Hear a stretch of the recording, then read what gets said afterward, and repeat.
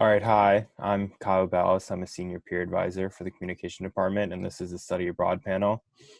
So we have five guests who studied abroad, and then we have AJ from the IPO, and then Sheila from domestic exchange to present on on studying abroad and domestic exchange in the future. So AJ, if you want to take it away. Great, thanks. So my name is AJ LeBlanc, and I am the Advising Center Coordinator in Education Abroad. I work with students through all phases of the application process. So I want to start out just by talking about timelines. So it's never too early to start planning both what you want to do, where you want to go, and how you're going to pay. Students generally do the most work the semester before they go abroad, but you can apply a year out. So we encourage students to meet with their academic advisors early to map out their semesters, to find out what classes they can and cannot take abroad, and see if there's a term that is their best fit. And they can meet with us, they can meet with peer advisors. We're able to help them begin searching for programs and look for courses. So we talk to students, we talk to first year students, in their first or second week at UMass. And then we also talk to students a few days before the deadline to see if they can go the next semester, but don't do that to yourself. You don't need the stress. We have a full-time director of international health, safety, and security. So this is a job that we've had for years. It's just a little bit more highlighted right now with COVID. So no matter what's going on in the world, we do not send students if we do not think it is safe. So we are in contact with our partners in country, as well as monitoring national and international data. So any decisions that we're making about programs being suspended are all data driven. Right now, we are keeping track of countries to see what's going to happen in the spring. We do have students who are abroad right now this semester, and we are hoping to send students next semester. So no matter when you're going, where you're going, we have someone monitoring what's happening at your program location. And if COVID continues to be a problem, again, we're not going to send students if it's not safe. And hopefully we won't have situations like we all experienced last spring, both for UMass and abroad, where students needed to go remote. So feel free to email us. Our email is easy. It's abroad@umass.edu, and we're here to help you get started and support your academic goals. Thank you so much for that, AJ. It was very helpful. So next we have Sheila from domestic exchange. Hi, everyone. We belong to a consortium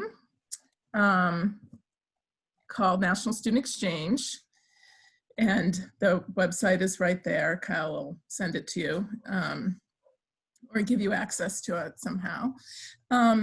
And there's about 180 schools that participate in this program in most states in the country, and Puerto Rico, US Virgin Islands, Guam. We have some Canadian partners that we work with, international programs to assist students in going to, if that works out for them. The great thing about domestic exchange in particular is that the tuition and fees should not cost you more than you currently pay at UMass. So it's very affordable.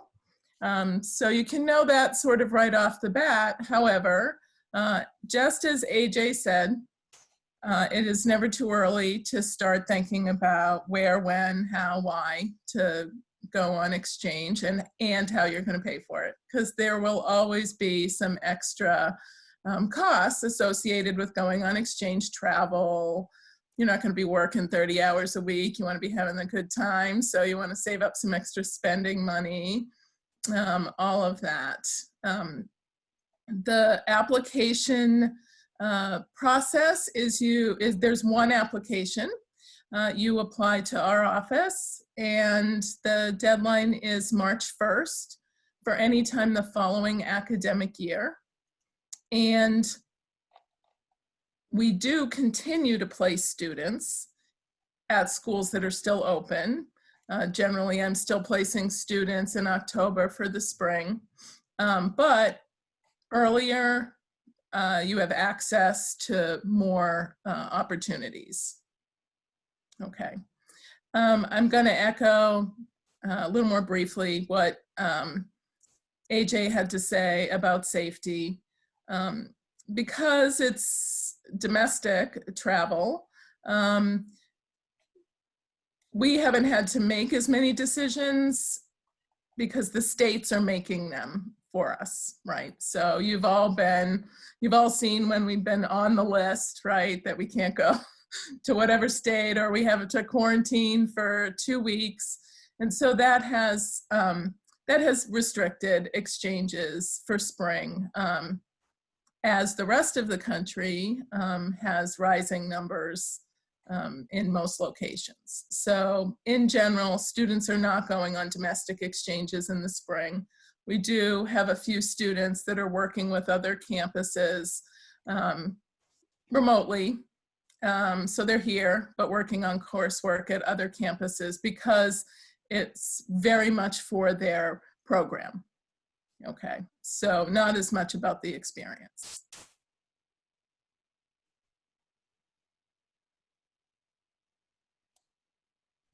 All right, thank you so much for that, Sheila. That was great. Mm-hmm. So I guess now we'll just ask the students some questions I prepared that I thought could be useful. So I'll just ask you them all at once, and then we'll just go around and everybody can answer.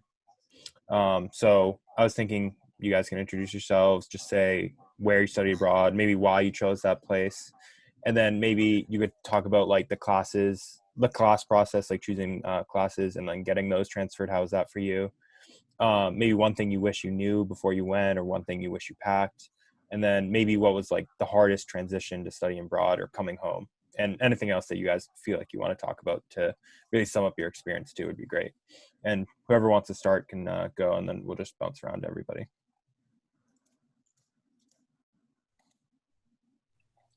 I can go if you want me to.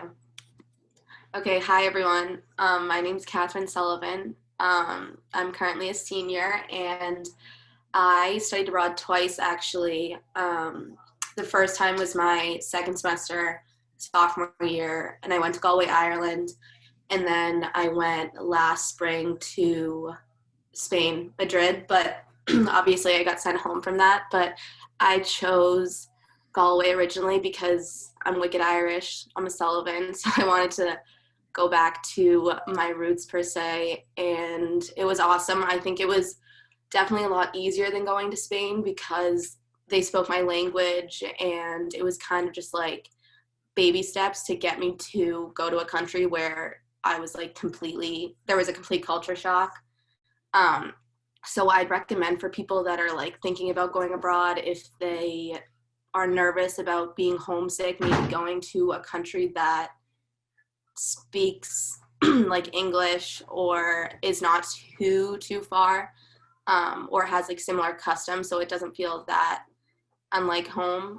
And one thing that I tried to do with my classes was kind of try to keep like gen eds, or I am a comm major, so I needed global eds too. I tried to keep those for my abroad time because sometimes it's harder to get like advanced level major courses approved. So it's a lot easier if you have just like science or like a history course that you can just take over there and get done. And I think it's cool because you're learning about like the cultures there, which is totally different from an American college. Is there anything else you want me to talk about? That was great. Thank you. Mm-hmm. Sophia, do you want to go next? Yeah, sure. So I'm Sophia. I'm a senior. I'm a communication and Italian double major. So I chose to study in Italy. I studied with the UMass Studies program in Siena, Italy.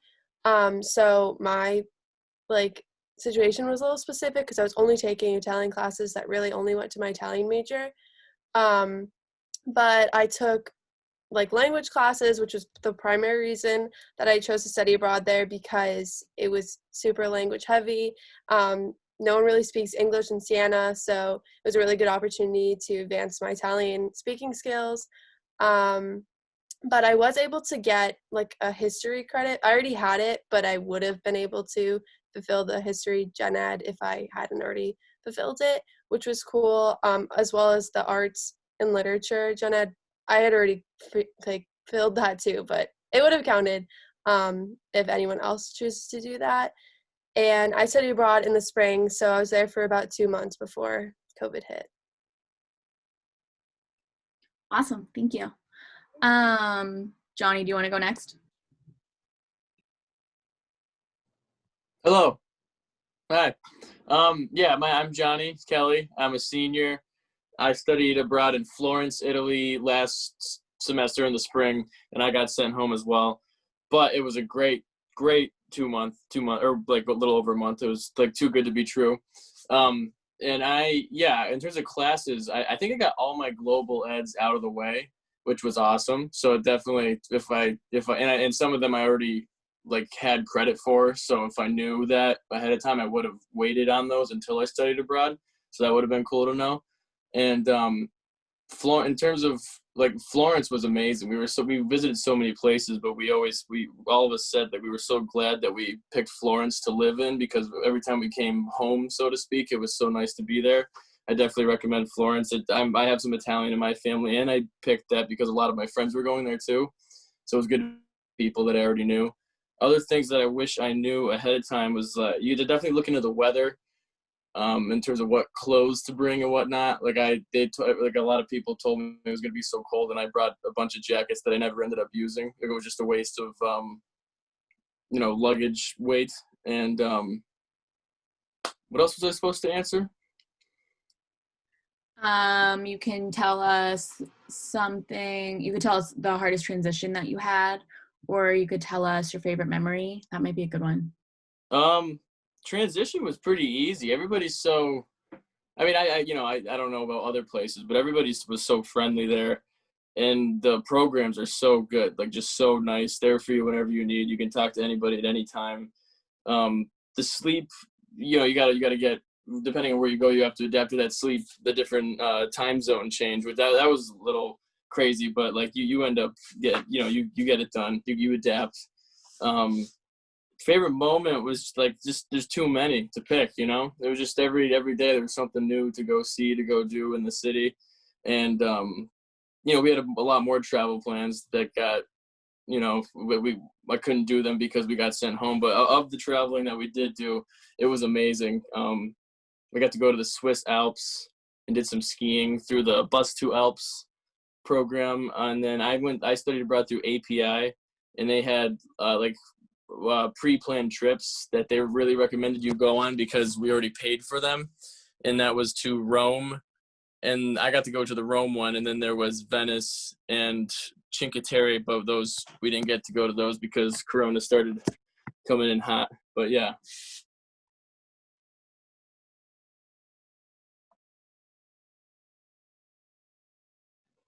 I think we lost Becca, but thank you, Johnny. Alexa, if you want to go next. Yeah, absolutely.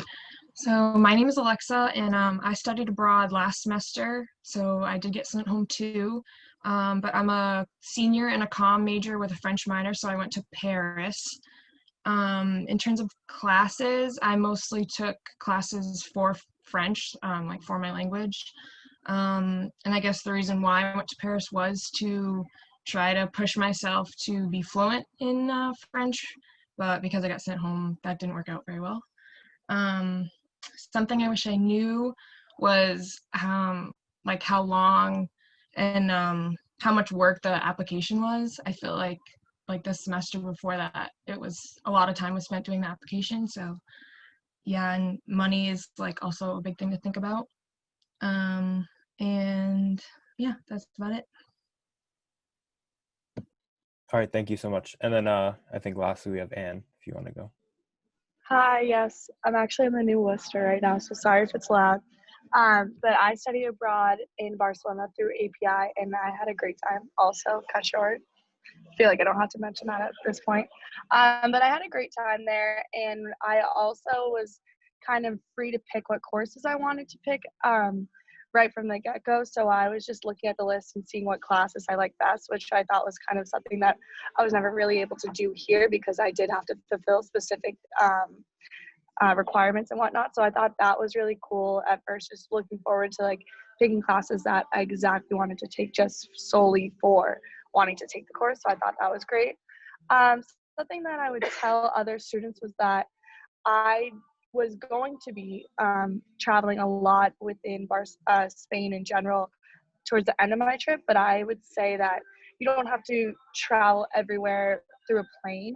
Definitely take buses and trains. Like there's plenty of places close enough to you away that are super cool too to look out at. I went to Andorra, which is north of Spain, which is about a 2-hour bus ride from where I was, and that was awesome.